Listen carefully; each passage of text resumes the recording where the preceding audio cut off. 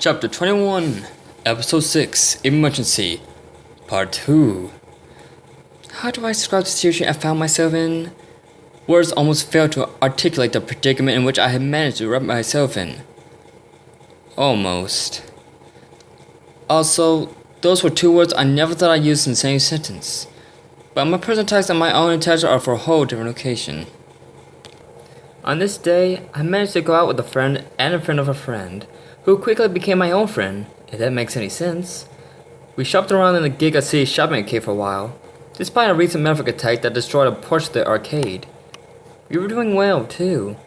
I bought a dress on the Camino that I absolutely fell in love with. All while the fact that the one person I hate the most in this world, despite the all of 5 seconds we actually talked, was harboring some sort of plan to destroy the city for some odd reason. I planned that, lest we forget, that I still had yet to share with anyone other than my pet/support unit Ocelot by the name of Tango. After shopping for a while, my friends and I found ourselves caught in an attack/weapon demonstration orchestrated by some bat-based pseudoroid, I assumed, in the McKinley goons. Again I assumed, in an attempt to further his position in what he was thoroughly convinced was an area of the black market he probably wanted to corner. I decided to try and put a stop to his plans, even though I'd been told by one of my field technicians that there wasn't any sort of Maverick activity in the area. I was doing fairly well on my own against a group of things causing destruction and chaos compared to my previous attempt at such. The time before, I had been sufficiently mauled and nearly destroyed until previously mentioned Ocelot leaped into the fray and saved my proverbial bacon. This time, however, I managed to take down 5 Crybots, as the pseudo called them on my own, sustaining a leg injury in the process. The last 2 active Crybots were taken down by mysterious ores, as far as I knew at the moment. The pseudo turned tail and flew away, apparently being in a quick retreat. I tried to chase after him, but pain, heat, and spikes kept me from pursuing him. Looking around, I managed to find the source of the bullets that defeated the last of the Crybots, as well as keep me in a single location. What I saw was not nearly what I had expected to see. See, aside from the concerns I had about Burkina wanting to level Giga City, the big issue that didn't sit well with me was the fact that I had apparently been tasked with protecting the entire country near Kitty by myself. Not an easy task for a teenager, let alone someone who'd recently discovered that she's the daughter of 2 of the world's greatest heroes. I, at first, hoped that the 5 people running was the introduction of newly assigned Maverick hunters to help me with my cause. After all, you can't exactly expect one person to be able to protect a country on their own, right? Right? My hopes, however, diminished when I realized that one in the middle, brandishing the twin red buster pistols, was probably the one who fired around me, keeping me in place. Not that a painfully burned shin wasn't doing the job on its own. I also figured they weren't here to help me when they stood a few feet away, their dual pistol water holding them level and aimed directly at me. It did, however, give me a chance to get a good look at them. The 5 wore bright uniforms. The full body suits were almost identical, save for the fact that each was a different color. Red, blue, green, yellow, and pink. The chests on each also bore the numbers 1 to 5 respectively. It seemed like a kindergarten lesson colors and counting came out of time from following a bat pseudoroid. I did the only thing I could think to do. What is going on here? You tell me, one of them answered. I couldn't tell which one right up because their helmets covered every part of their features. At least you could see my eyes through my helmet. The only way I could tell it was the one in real was because he was actually moving like someone who was talking would. You're the one trying to strike a deal with an intergalactic criminal. Intergalactic what? What was this guy going on about? Look, who are you people anyway? Big mistake acting, Iris.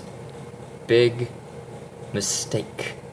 Because, as it would happen, that was apparently an invitation for the group to sound off. 1! The red one shouted. I jerked my head back slightly in surprise. SPD! Red! With that, he struck the most ridiculous pose that I think I've ever seen.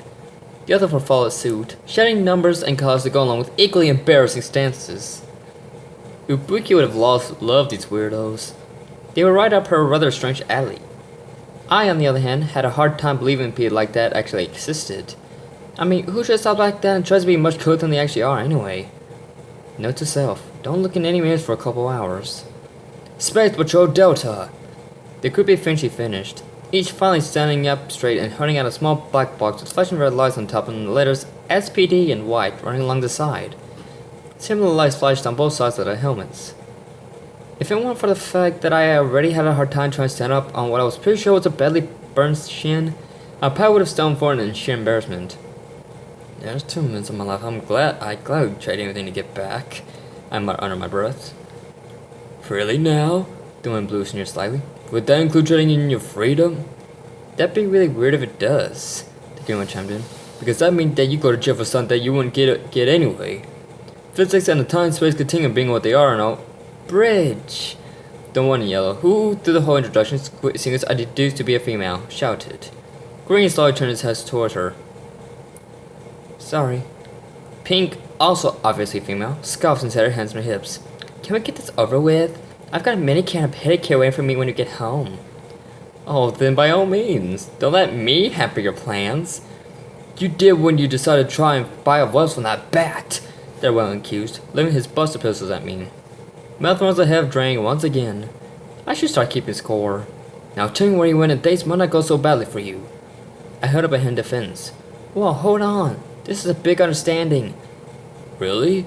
Blue spoke up. Just what part of you intend to make a deal with an intellect criminal are we misunderstanding exactly? My eyes rolled. How about the part where I destroyed some of those McKellar things? Big deal, Yo retorted. Beating a bunch of cropouts doesn't mean a whole lot. Great. Thanks for diminishing my accomplishment, you sun-kissed jerk. Look, let me, I made the mistake of trying to sound straight, and ended up placing more weight in my burn leg than it wanted to take. I think you've explained yourself enough, Red says he holstered the pistols. Now then, you're coming with us. Before I had the chance to try and defend myself with my words again, if I brightly colored nuisance and charged me. Now I had to defend myself with my fists, and I couldn't probably move around because of my injury.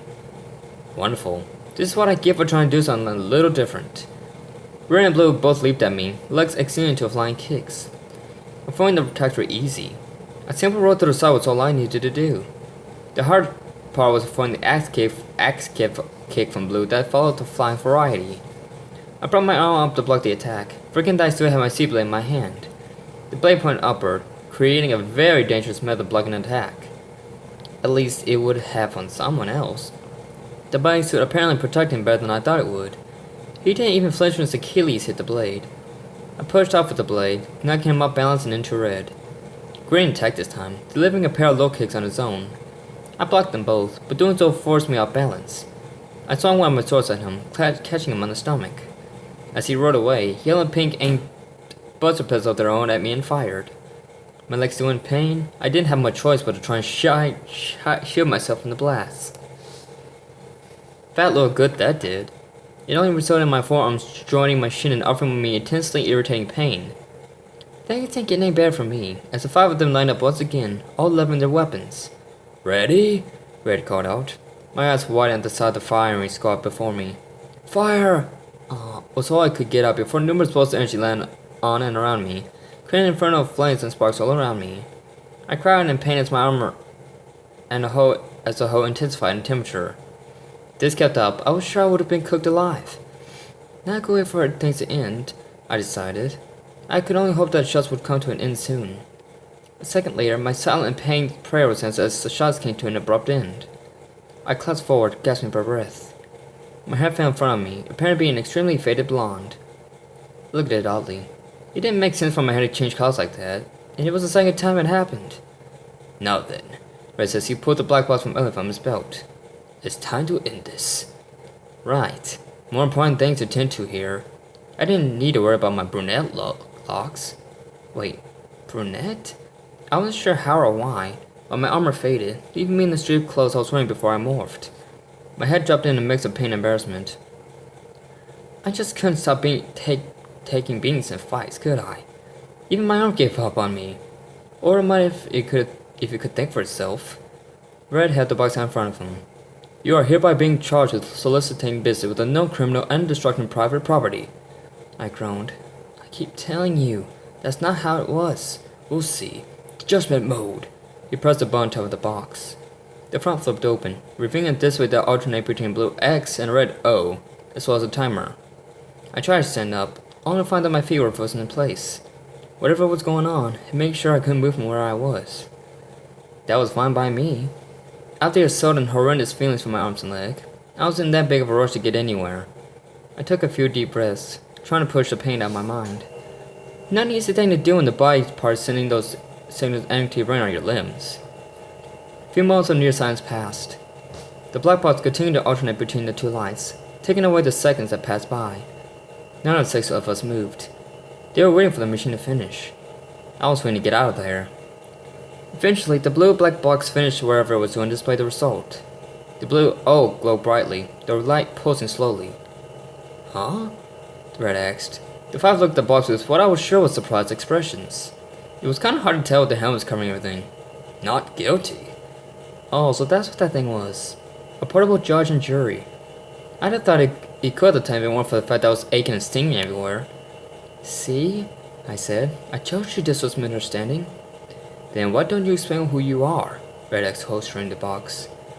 I'd love to. I shifted my weight slightly, trying to take some of it off my burned leg. But I'm kind of having a hard time concentrating on anything other than ow right now. Yeah. Sorry about that. The 5 started approaching me. I assumed they were going to try and help me, but they never really got a chance. After taking a couple of steps, they were caught up by a set of flying weapons. Black, diamond-shaped knives embedded themselves in the ground before them. A pair of bodies, the ones I saw before, flew in the air above me, letting in between us. My eyes grew when I saw who they were. Stay back, Boogie growled, clutching an unused kunai tightly still in the dress she bought earlier. You're not laying another hand on her. Unlike Ibuki, Sarai was more focused on me. Hey, are you alright? I painfully chuckled for a moment. Except for a slight stinging, I'm fine. Red put his hands up defensively. Relax, we're going to help. Ibuki turned her holding her kunai. I don't think so. We'll take it from here. Look, I said as I struck her to stand. I'll be glad to explain everything later. Do you know what the Maverick Hunter Core HQ is? Red shook his head. No, but I'm sure we can find it. Good, because I couldn't tell you where it was if I knew. Surprisingly enough, I was able to get up on one leg. I kept my weight up my burned leg to try and minimize the pain. Wait for me there. I'll meet up with you later. Sounds good. Let's go, guys. With that, the 5 turned to walk away. I could only hope they were actually leaving and not just trying to pull past one. Before they left my sight, however, I could see pink stop yellow. Wait, I could hear her say. What just happened there? Got me. Yo shrugged before the 2 continued walking. I just hope he knows what he's doing. A few moments passed after the 5 left. Ibuki relaxed, hid her kunai on her dress, and started to retrieve the one stuck in the ground. Sarai slid on my arm on my burned side. I know I'm bringing it up a lot, but have you ever been belly burned? It's kind of hard to get off your mind. Sarai looked over the arm I draped over her shoulders. They weren't as bad off as my leg. Wow, they can't feel too comfortable. I laughed slightly. Not really, no. You deserve it, Boogie said as she approached 2 of us. Keeping secrets from and tricking your friends and all. Which reminds me, what are you guys still doing here? Ibuki flashed a watch at me. I just happened to check the time on our way out. It's nowhere near 4, so I figured something was up. So I left nervously. It didn't help that we ended up falling to the bottom of the ventilation shaft after a couple of feet anyway. I swear, they make those things without considering the possibility that a ninja might need to use them. I rolled my eyes. Look, you can rule the day designers forgot about you guys later. Right now, I'm kinda injured here. Boogie scratched her head. Oh, right. She slid on my other arm, allowing me to use both her and Sarai as human crutches. We slowly made our way toward the nearest exit. Just before you reached the door, Ibuki took the opportunity to say something I found very important. Just so you know, she said, I called your mom actually to come get us. My eyes bugged once more. Great. Now I'm going to have a lot of explaining to do. Thanks. Who knew that running a brief one-shot makes for good motivation? Anyway, I kept the action sequence in this part rather brief due to the fact that I was just injured and couldn't do much to defend herself because of injury. I also opted to skip the majority of the intro sequence due to time constraints. Namely, I felt it'd be too long and too repetitive. Trivia time. Iris says something that guest stars of these 2 episodes that film from the franchise, not necessarily from the same season, says. What should she say about them?